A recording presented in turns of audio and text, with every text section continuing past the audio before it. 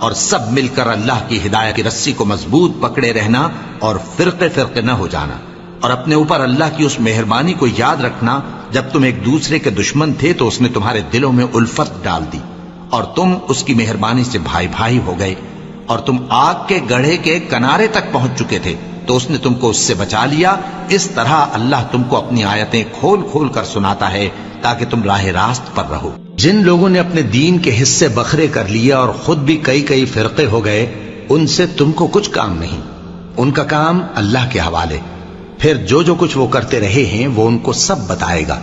اور نہ ان لوگوں میں ہونا جنہوں نے اپنے دین کو ٹکڑے ٹکڑے کر دیا اور خود بھی فرقے فرقے ہو گئے، ہر فرقہ اسی میں مگن ہے جو اس کے پاس ہے، اور اس شخص سے بڑھ کر بات کا اچھا کون ہو سکتا ہے جو اللہ کی طرف بلائے اور عمل نیک کرے اور کہے کہ میں مسلمان ہوں۔ اور اللہ کی راہ میں جہاد کرو جیسا جہاد کرنے کا حق ہے،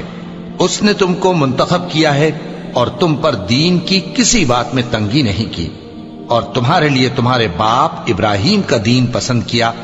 اسی اللہ نے پہلے یعنی پہلی کتابوں میں تمہارا نام مسلم رکھا تھا، اور اس کتاب میں بھی وہی نام رکھا ہے۔ تو جہاد کرو تاکہ پیغمبر تمہارے بارے میں گواہ ہوں اور تم لوگوں کے مقابلے میں گواہ رہو۔ سو مسلمانوں، نماز قائم کرو اور زکوٰۃ دو اور اللہ کے دین کی رسی کو پکڑے رہو، وہی تمہارا دوست ہے، سو وہ کیا خوب دوست ہے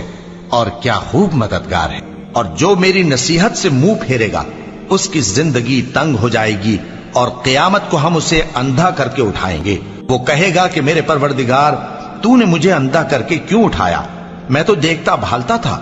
اللہ فرمائے گا کہ ایسا ہی چاہیے تھا، تیرے پاس ہماری آیتیں آئیں تو تو نے ان کو بھلا دیا،